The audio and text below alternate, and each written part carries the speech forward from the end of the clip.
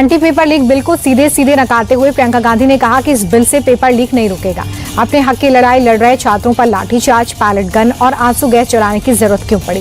पूरा देश सवाल पूछ रहा है, लेकिन सरकार जवाब देने से डर रही है। प्रियंका ने कहा कि एजुकेशन सिस्टम में आरएसएस के प्रचारक भरे पड़े हैं। नई कमेटी में गौमूत्र विशेषज्ञ भी हैं। प्रधानमंत्री के नए वीडियो बनाने से कुछ नहीं होगा। कैमरे का एंगल नहीं, दिल का एंगल बदलना होगा।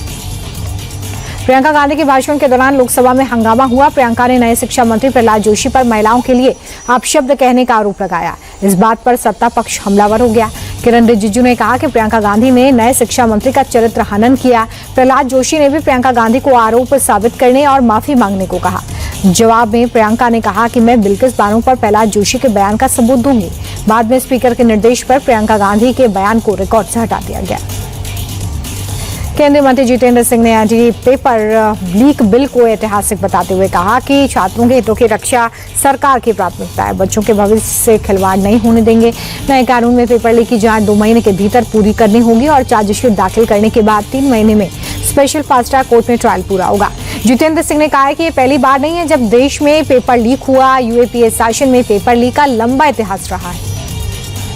बीजेपी सांसद बांसुरी स्वराज ने एंटी पेपर लीक बिल को समय की मांग बताते हुए कहा कि कानून को और मजबूत करने की नीयत से बिल लाया गया है।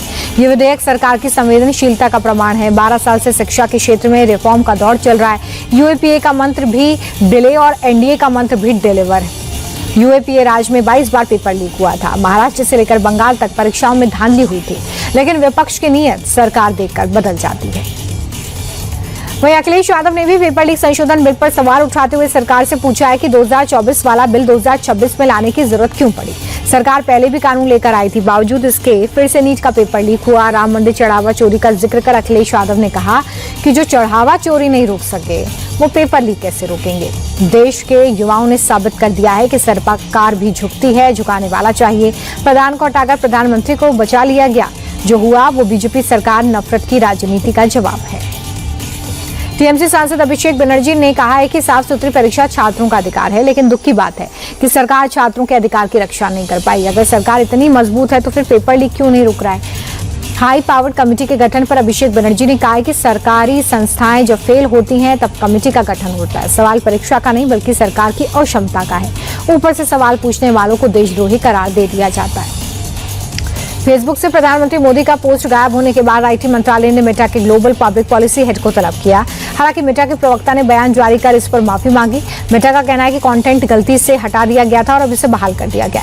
दरअसल फेसबुक ने भारत में पीएम मोदी के उस पहले सेल्फी वीडियो को कुछ समय के लिए रोक दिया था जिसमें उन्होंने जेनजी को संबोधित किया था। पीओके में हो रहे चुनावों को लेकर भारत के विदेश मंत्रालय का बड़ा बयान सामने आया है। एमईए ने साफ कहा है कि जम्मू कश्मीर, लद्दाख हमेशा से भारत के अभिन्न अंग रहे हैं और पीओके में कराए जा रहे ये चुनाव केवल एक दिखावा है। विदेश मंत्रालय ने आरोप लगाया कि पाकिस्तान मानवाधिकारों के उल्लंघन को छिपाने की नाकाम कोशिश कर रहा है।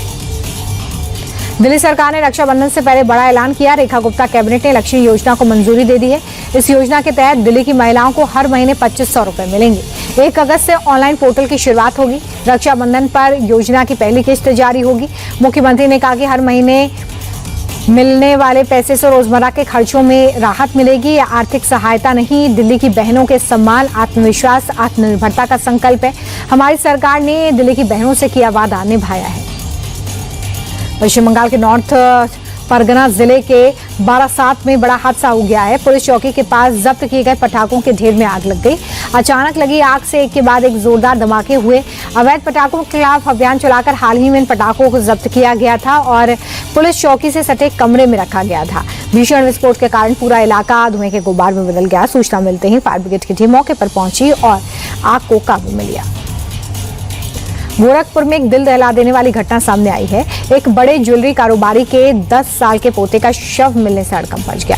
स्कूल से घर लौटने के बाद मासूम बाहर खेलने निकला, लेकिन कुछ देर बाद बच्चा गायब हो गया। किडनैपिंग की आशंका के बीच पुलिस की 5 टीमें जांच में जुटी। मंगलवार को 10 साल के मासूम का शव पड़ोसी के घर में मिला। पुलिस ने पड़ोसी कंप्यूटर टीचर को गिरफ्तार किया। देखिए, बरेली में मॉर्निंग वॉक पर निकले व्यापारी सियाराम की सनसनीखेज हत्या का पुलिस ने खुलासा किया है। पड़ोसी बस्ती के 19 साल के मोहम्मद अरमान उसके पिता ने ही हत्या की थी। उसे गिरफ्तार कर लिया गया है। आरोपी ने नशे की हालत और मानसिक बीमारी के चलते इस वारदात को अंजाम दिया और वहीं पिता पर सबूत छुपाने का आरोप है। उत्तराखंड के रुद्रप्रयाग में भीड़ ने पुलिस कस्टडी से भाग रहे गैंगरेप के आरोपियों को पकड़कर पिटाई कर दी। आरोपियों के पेशी के लिए उन्हें कोर्ट लाया गया था। काशीपुर बाईपास पर गाड़ी बदलने के दौरान आरोपी पुलिस को चकमा देकर भागने लगे, तभी स्थानीय लोगों ने तीनों आरोपियों को पकड़ लिया और उनकी पिटाई कर दी। आरोपियों को भीड़ से निकालकर सुरक्षित कोर्ट पहुंचाया गया। नागपुर में लगातार हो रही बारिश से लोगों की मुसीबत बढ़ गई है। प्रतापनगर इलाके में एक स्कूल के मैदान में पानी भर गया है। स्कूल खुला होने के चलते बच्चों की मुसीबत बढ़ गई। पानी भरने से छुट्टी के समय बच्चों को निकलना मुश्किल हो गया। स्कूल पहुंचे पेरेंट्स ने बच्चों को बड़ी मुश्किल से बाहर निकाला। दिल्ली एनसीआर में अचानक हुई भारी बारिश के बाद कई इलाकों में जल भराव है। भारी बारिश और तेज हवाओं के चलते साउथ दिल्ली में अगस्त क्रांति मार्ग पर एक बड़ा पेड़ गिर गया। सड़क किनारे खड़े 2 ऑटो इसकी चपेट में आ गए। राहत की बात यह है कि ड्राइवर की जान बच गई है। दुर्घटना के समय ड्राइवर पास में खाने के लिए रुका था। पेड़ गिरने के बाद ट्रैफिक जाम हुआ। ओडिशा के भी कई जिले इस वक्त बारिश की चपेट में हैं। बालेश्वर शहर की सड़कें डूब गई हैं। बारिश ने जनजीवन को प्रभावित कर दिया है। शहर की कई सड़कें और गली मोहल्लों में 4 फीट तक पानी भरा है। आवाजाही में दिक्कत है। मौसम विभाग ने बालेश्वर में येलो अलर्ट जारी किया है। स्कूल कॉलेज को भी बंद कर दिया गया है। पटना के वीवीआईपी इलाके में एक शव मिलने से हड़कंप मच गया। इलाके के मिलर स्कूल मैदान में एक अज्ञात युवक का शव मिला है। स्कूल के पास ही आरजेडी, जेडीयू और बीजेपी का भी ऑफिस है। शव को देखने के बाद स्थानीय लोगों ने पुलिस को सूचना दी है। मृतक की उम्र 30 साल के करीब बताई जा रही है। युवक के मुंह से सफेद झाग भी निकल रहा है। पुलिस को शक है कि युवक ने शायद नशीला पदार्थ खाया था। शव को कब्जे में लेकर पोस्टमार्टम के लिए भेजा गया। नागपुर के मनीष नगर में 3 साल के श्रेयांश की कार की चपेट में आने से मौत हो गई है। पिता की दुकान से घर जा रहा बच्चा अचानक से कार के सामने आ गया। कार ड्राइवर को पता भी नहीं चला और उसने लापरवाही से गाड़ी आगे बढ़ा दी, जिससे बच्चे की मौत हो गई। ये घटना पिता की आंखों के सामने हुई। बेटे की मौत ने पिता को झकझोर कर रख दिया है। मौके पर पहुंची पुलिस ने आरोपी ड्राइवर को हिरासत में लेकर उसके खिलाफ मामला दर्ज किया। नागपुर में पुलिस कस्टडी से एक शातिर आरोपी फरार हो गया है। चोरी और लूटपाट का शातिर आरोपी टॉयलेट जाने की बहाना बनाकर भाग गया। घटना के बाद पुलिस महकमे में हड़कंप मच गया है। थाने की सुरक्षा व्यवस्था और कैदियों की निगरानी कड़ी कर दी गई है। आरोपी पर 2 दर्जन से ज्यादा मामले दर्ज थे। इससे पहले वो मई 2025 में भी ऐसे ही फरार हो गया था। पुलिस आरोपी की तलाश में है। थाने के मुब्रा अमृत नगर इलाके में बीती रात एक इमारत की गैलरी का स्लैब गिरने से एक बच्ची की मौत हो गई। यह हादसा करीब 38 साल पुरानी फैजियाज अपार्टमेंट की दूसरी मंजिल की गैलरी का स्लैब गिरने से हुआ। हादसे के बाद 6 लोग मलबे में फंस गए। इसमें 5 लोगों को तो सुरक्षित बचा लिया गया है, लेकिन 13 साल की बच्ची गंभीर रूप से जख्मी हो गई और उसकी इलाज के दौरान अस्पताल में मौत हुई।